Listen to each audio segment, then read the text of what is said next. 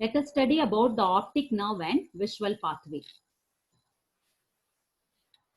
Next, visual pathway. This includes the optic nerve, which is arising from the retina. Both side optic nerve joins to form the optic chiasma. From the optic chiasma, the optic tract arises. The optic tract goes to the lateral geniculate body. From the lateral geniculate body, the optic radiations or the geniculocalcarine tract arises, and that reaches the occipital lobes to the areas 17, 18, and 19. See here the eyeball, the inner layer of the eyeball is called the retina.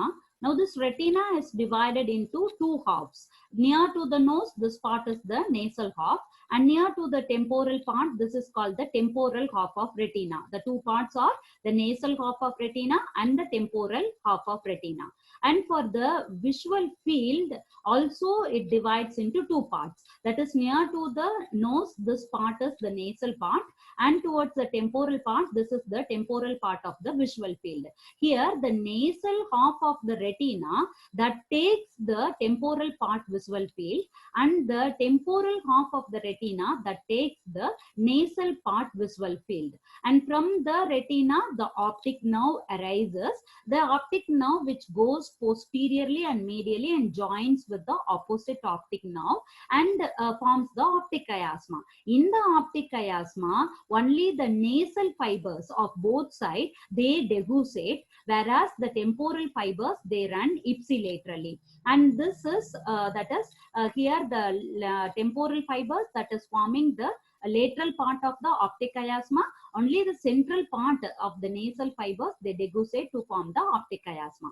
Now from the optic chiasma, the optic tract arises. Now this optic tract, it consists of ipsilateral temporal fibers and contralateral nasal fibers. They goes to the lateral geniculate body. From the lateral geniculate body, the optic radiation or the geniculocalcarine tract arises, and they goes to the occipital lobe, that is to the area 17, 18, and 19.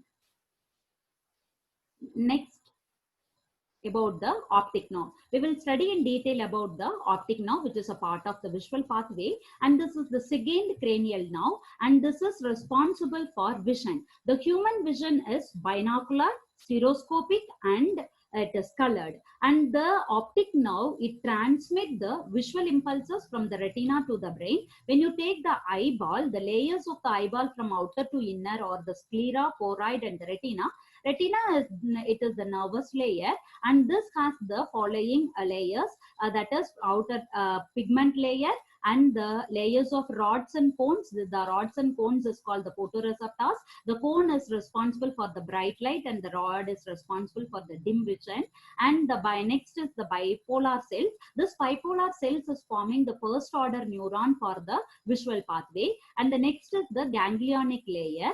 Ganglionic layer forms the second order neuron for the visual pathway. And this ganglionic layer is the axons of this ganglionic cells, which forms the optic nerve. See here, the optic nerve fiber, they takes from the ganglionic cell layer of the retina, and all these fibers, they converge towards the optic disc, and from the optic disc, the optic nerve is arising. Now this optic nerve is made up of the axons of ganglionic cells of retina. Now see here, 3 mm lateral to the optic disc, there is an depression called macula, and the macula has another central depression which is called the fovea, and this fovea is made up of only cones, and this is responsible for the maximum acuity of vision. So the optic nerve fiber, which is made up of the ganglionic cell layer axons of retina. Next, the functional component. The functional component includes the special somatic afferent fibers for vision, and it also carries afferent fibers for pupillary light and the accommodation reflexes. Next is about the peculiarities of the optic nerve. This optic nerve, it is not a peripheral nerve. It is the direct elongation of the forebrain. The second one is the optic nerve is covered by the 3 meninges of the brain with the subdural and the subarachnoid space. Here the subarachnoid space is filled with the cerebrospinal fluid. In case of increase in intracranial tension, this results in a choked disc or the papilledema. And the third one is when you take the peripheral nerve, that peripheral nerve is lined by the epineurium, perineurium, and the endoneurium. But the optic nerve, it is lack of this neural enamel sheath, and the axons of this optic nerve fibers are lined by the myelin sheath that are derived from the oligodendrocytes. Because of these two peculiarities, the optic nerve, if there is any damage, that cannot regenerate. Next, we will study about the cause and relations of the optic nerve. See, the optic nerve, it is extending from the optic disc to the optic chiasma. See, this is extending from the eyeball, that is retina of the eyeball. It runs backward, that is medially over the orbit, reaching the optic canal and leaves the optic canal, entering into the middle cranial fossa. And in the middle cranial fossa, it joins with the opposite optic nerve and forms the optic chiasma. So it is extending from the optic disc to the optic chiasma. This is the extension, and this is of about 4 centimeter in length. Next, we will study about the parts of the optic nerve. Along its course in various parts, we are classifying the optic nerve parts into 4. They are the intraocular part and the intraorbital part. This is present over the orbital cavity, and the intracanalicular part, which is present over the optic canal, and the fourth one is the intracranial part, which is in the middle cranial fossa. So inside the eyeball, intraocular part; in the orbital cavity, this is the intraorbital part, and in the optic canal, this part is the intracanalicular part, and in the cranial cavity, this part is called the intracranial part. So the parts of the optic nerve are intraocular, intraorbital, intracanalicular part, and the intracranial part. Now we will study in detail about all these parts, its cause and relation. First, we will study about the intraocular part. This is about 1 mm in size. This to see the ganglionic axons of the ganglionic cells of the retina, they all converge towards the optic disc at the posterior end of the eyeball. And from these fibers, they go posteriorly by piercing the outer layer of the retina, choroid, and the lamina crepullosa of the sclera. And this is called the optic nerve head, and this is lined by the 3 layers of meninges. And the optic nerve head is divided into 4 portions from anterior to posteriorly. They are the surface nerve fiber layer, prelamellar region, lamina crepullosa, and the retrolaminar region. This is about the intraocular part. Next is about the intraorbital part.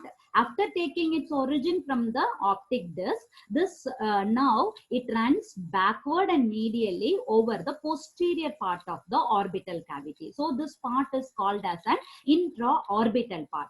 Now this intraorbital part is extending from the optic disc to the optic canal. It is extending from the optic disc to the optic canal, and this part of the optic nerve is lined by the 3 meningeal layers and with the subdural space with the cerebrospinal fluid. And in case of an increased intracranial tension, this optic disc gets choked, and that forms the papilledema. And the anterior part of this nerve, it gets separated from the cones of the extraocular muscles by an orbital fat. Next, we will study about the relations of this intraorbital part. See the relations of the intraorbital part. We already studied anteriorly the nerve is related to the orbital fat that separates the extraocular muscles from the orbital optic nerve. Then next is about the posterior relation. Posteriorly, the nerve is surrounded by the 4 recti muscles. See here, this is the optic nerve. Posteriorly, it is surrounded by the 4 recti muscles. Near the annulus tendinous ring, this optic nerve, it is closely adherent to the, that is the dural sheath of the optic nerve is closely adherent to the medial rectus and the superior rectus. So if there is elevation and the elevation and the adduction of the eyeball in case of the retrobulbar neuritis, that will be painful. Then the next relation is lateral relation. The intraorbital part laterally relate to the ciliary ganglion. Ciliary ganglion is present between the optic nerve and the lateral rectus of the eyeball. Next is about the inframedial relation. Inframedially, the optic nerve is related to the central artery of retina and the central vein. See, this both the artery and the vein, they pierces the optic nerve and runs forward in the central part of the optic nerve and reaches the optic disc, where it divides into two branches. This is the inframedial relation of the intraorbital part. Next is about the superior and inferior relation for the intraorbital part. Superiorly, it is related to the nasociliary nerve, ophthalmic artery, and the superior ophthalmic vein. These three structures, nasociliary nerve, ophthalmic artery, and the superior ophthalmic vein, they cross this optic nerve from lateral to medially. And inferiorly, the optic nerve is related to the low inferior division of the oculomotor nerve. So above it is related to three structures, that is nasociliary nerve and the ophthalmic artery and the superior ophthalmic vein. They crosses the optic nerve from lateral to medially. Inferiorly, the optic nerve is related to the inferior division of the oculomotor nerve. See again here, this is the intraorbital part of the optic nerve, which is present in the orbital cavity surrounded by the extraocular muscles. Superiorly, it is related to the ophthalmic artery and the superior ophthalmic vein. Then it leaves the orbital cavity by entering into the optic canal. And from the optic canal, it enters into the middle cranial fossa. Next, we will move to this intracanalicular part of the optic nerve. See, this is the this is the optic foramen, optic canal. Within the optic canal, the optic nerve will be the intracranial part. See, in the intracranial part, the optic nerve is accompanying the ophthalmic artery. The ophthalmic artery is located infralateral to the optic nerve, and this optic nerve and the ophthalmic artery inside the optic canal is surrounded by the common dural sheath. Next, we will study about the relations for this intracanalicular part. The relations are infralaterally, the intracanalicular part is related to the ophthalmic artery, and medially, the intracanalicular part is related to the posterior ethmoidal air sinus and the sphenoidal air sinus, separated by a thin plate of bone. And if there is any inflammation over this both sinuses, that may produce the retrobulbar neuritis. Next is about the intracranial part of the optic nerve. This is about 10 mm in length. See, this is extending from the optic canal to the optic chiasma, and this is covered by only the pia mater. It is located above to the cavernous, and this is closely related to the internal carotid artery. Next, we will study in detail about the relations of this intracranial part.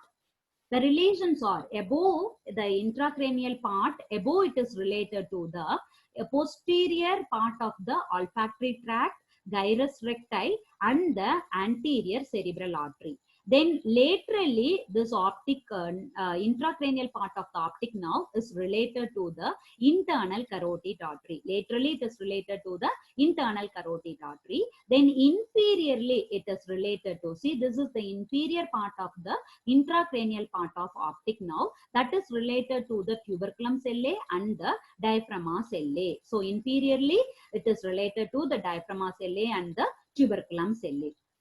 This is about the intracranial part, its relation. That's all about the four parts of the optic nerve, its pose and relation. Next, we will study about the fibers present over the optic nerve. See, there are about 1.2 million myelinated fibers are present. See, this is the optic nerve, and see, these are the myelinated fibers. These are about 1.2 million in number. And see, the nasal part of the nasal part of the retina, that gives the nasal fibers, and that nasal fibers, they pass through the medial part of the optic nerve. Whereas the temporal fibers from the temporal half of the retina, they run over the lateral part of the optic nerve, and this macular fibers also initially in the optic nerve head and in the distal part of the optic nerve, they run laterally, but over the proximal part, that is near to the optic chiasma, the macular fibers, they run centrally, whereas the nasal fibers goes medially and the temporal fibers goes laterally inside the optic nerve. That we will study in detail while taking the section. See next, that is about the arrangement of the nasal fibers in the optic nerve head and the distal region. When you take the section of the optic nerve, this is the nasal side of the optic nerve, this is the temporal side of the optic nerve. Now over the nasal side, the nasal fibers are running, and over the temporal side, upper and lower temporal fibers are running, but these two fibers are separated by the macular fibers. That means the macular fiber is now in the lateral part of the optic nerve. So next is here in the optic nerve near the optic chiasma. When you take the section, this is the nasal side of the optic nerve, this is the temporal side of the optic nerve. On the nasal side, the upper and lower nasal fiber present. On the temporal side, upper and lower temporal fibers present. And whereas now see, the macular fiber is lying in the central part of the optic nerve. Next is about the blood supply to the optic nerve. Arterial supply is by the ophthalmic artery and a branch from the plial plexus. And the venous drainage is, it drains into the central vein. So optic nerve is supplied by the ophthalmic artery and the branches from the plial plexus, and the venous drainage into the central vein of retina. Next is about the applied anatomy of the optic nerve. When there is any lesion over the optic nerve, that result in complete blindness on the affected side. See, this is the complete blindness over the affected side, and there will be an ipsilateral loss of light reflex, and the contralateral indirect light reflex also get absent, but the near reflex will be present.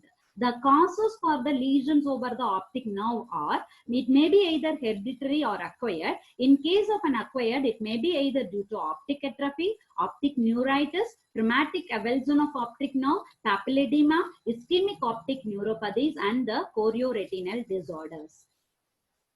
Next, the condition is called Kroster-Kendry syndrome. This syndrome is seen in patients with tumor over the base of the frontal lobe that may compress the optic nerve, and this is characterized by the optic atrophy on the side of the tumor due to the direct pressure over the optic nerve, and the papilledema on the opposite side due to the raised intracranial tension. Next is about the examination of the optic nerve. The optic nerve is examined for the visual acuity, that is for both the near vision and the far vision. Near vision is the patient to read the book, and far vision is checked by using a Snellen chart, and this is the Snellen chart. Next is for the examination of a color vision. This is examined by using the Ishihara charts. The next is ophthalmoscopy examination. This is done to view the retina and the optic disc. See, this is the normal optic disc showing its normal color, origin, counter, and distribution of the vein. In case of papilledema, the optic disc that is the origin of the optic disc will be blurring, and engorgement of the veins will see, and there will be a disappearance of blood vessels are noted. And that's all about the optic nerve, its cause, relations, blood supply, and applied anatomy. Next, we will move to the other parts of the visual pathway briefly. First is about the optic chiasma. This optic chiasma, it is an flattened, see, this is the optic chiasma. It is a flattened quadrilateral bundle of nerve fibers, which is located above to the, see, this is located above to the, this is optic chiasma, which is located above to the diaphragm ocellae, and at the junction of the floor and the anterior wall of the third ventricle, and measures of 12 mm horizontally, 8 mm anteroposteriorly, and 4 mm thick. And this is enclosed only by the pia mater, which is surrounded by the cerebrospinal fluid. Next, anterolaterally, the optic chiasma, see, this is the anterolateral angles of the optic chiasma, which is continuous with the optic nerve, and posterolateral angles of the optic chiasma are continuous with the optic tract. Next, we will study about the arrangement of the nerve fibers in an optic chiasma. See, the arrangement of nerve fibers. See, this is the retina, this one is the nasal half, which is giving the nasal fibers, and this is the temporal half, which is giving the temporal fibers of both the sides. See, the nasal fibers of both the sides, they cross each other or they decussate at the central part of the optic chiasma. Whereas on the lateral part, the temporal fibers, they run ipsilaterally without any crossing. So the lateral part of the optic chiasma, it has the ipsilateral temporal fibers, and the central part has the decussation of the nasal fibers from both the sides. So if there is next, we'll study about the relations of the optic chiasma. See, the relations of the optic chiasma, anteriorly it is related to the anterior communicating artery and the anterior cerebral artery. This is optic chiasma. Anteriorly it is related to the anterior communicating artery and the anterior cerebral artery. Posteriorly it is related to the infundibulum of the pituitary gland and the tuber cinereum and to the posterior perforated substance. These are the posterior relation for the optic chiasma. Next is the superior relation of the optic chiasma. See, this is the optic chiasma, which is superiorly related to the third ventricle and inferiorly related to the pituitary gland, and laterally it is related to the internal carotid artery and the anterior perforated substance. So the optic chiasma superiorly relate to the third ventricle, inferiorly related to the pituitary gland, and laterally related to the internal carotid artery and the anterior perforated substance. Next, we will study, see here, the optic chiasma, below it is related to the pituitary gland. In case of the pituitary tumor, that mainly compresses the central part of the optic chiasma. We already studied, see here, the central part of the optic chiasma, it is having the nasal fibers of the opposite side, that is decussation of the nasal fibers. This nasal fibers, they carries the temporal part of the visual field. See, this part is, this side is carrying the left visual field temporal part, and here this side right temporal part visual field. So this both will get lost in case of compression over the central part of the optic chiasma, and this leads to a condition called bitemporal hemianopia. That means the temporal part of the visual field is it gets lost. So this is called the bitemporal hemianopia. In case if there is a lateral part of the optic chiasma gets injured, in case of an mainly internal carotid artery aneurysm, the lateral part of the optic chiasma is having the ipsilateral temporal fibers. Ipsilateral temporal fibers, it carries the nasal field of the nasal visual field, nasal part of the visual field. So that will get affected. That result in an binasal hemianopia. That causes an binasal hemianopia. This is about that is lateral chiasmal lesion, which result in an binasal hemianopia. See, the nasal part of the visual field get lost. This is mainly due to the internal carotid artery aneurysm. Next is about the blood supply of the optic chiasma. See, this is optic chiasma. This is the internal carotid artery, middle cerebral artery, and the anterior cerebral artery, anterior communicating artery, posterior cerebral artery. So the surrounding artery is going to supply this optic chiasma. So optic chiasma is supplied by the internal carotid artery, middle cerebral artery, anterior cerebral artery, anterior communicating artery, and the posterior communicating artery. And the venous drainage is by the superior chiasmal vein that drains into the anterior cerebral vein, and pre-infundibulum vein that drains into the basilar vein. Next, about the optic tract. Now see here, this optic chiasma, posterolaterally it is continuous with the optic tract. So optic tract is extending from the optic chiasma to the lateral geniculate body. This is the lateral geniculate body. And now this optic tract, which is wind backward round the cerebral peduncle of the midbrain. It is running backward by winding round the cerebral peduncle of the midbrain and ends over the lateral geniculate body. When you take the fibers of the optic tract, see, when you take the fibers of the optic tract, it has an ipsilateral temporal fibers and the contralateral nasal fibers. So, see the optic nerve, while terminating, it divides into See here, it divides into two root, a small medial root and a large lateral root. See here, it divides, ends by flattening out into two roots. One is the medial root, another one is large lateral root. The medial root mainly comprises of Gutten's commissure, and the lateral root, majority of the fibers, they go to the lateral geniculate body. Some of the fibers, they go to the superior colliculus and the pretectal nucleus. See here, some of the fibers, they are going to the superior colliculus and the pretectal nucleus. This is responsible for the pupillary light reflex and also for the reflex act of turning head and eyes to perceive a moving object. Next is some of the fibers, a few fibers that may goes to the suprachiasmatic nucleus of the hypothalamus. This is responsible for the dark and light cycle of the circadian rhythm.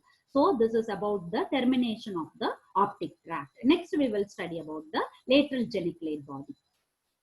See the lateral geniculate body, this is present over the terminal part of the optic nerve. It is an oval in structure and it is a detached part of the thalamus. And this lateral geniculate body, cells of the lateral geniculate body are arranged as 6 layers from 1, 2, 3, 4, 5, 6. And see here, the optic tract which is carrying the ipsilateral temporal fibers and the contralateral nasal fibers. Now this ipsilateral temporal fibers, they go to the second, third and the fifth layers of the lateral geniculate body. And the nasal fibers, the contralateral nasal fibers, they goes to the first 4 and the 6th layers of the lateral geniculate body, and there this fibers terminate. From the lateral geniculate body, the third order neuron of the visual pathway arises that forms the optic radiations. Now next, the functions of the lateral geniculate body, it acts as a relay station for the visual information and also gate the transmission of signals to the visual cortex. And the lateral geniculate body is supplied by the posterior choroidal artery and the posterior cerebral artery. Next, we will study about the optic radiation. See, the optic radiation, it is also called as an geniculocalcarine pathway. See, this is extending from the lateral geniculate body to the occipital cortex, and this passes, these fibers, they pass through the retrodendiform part of the internal capsule.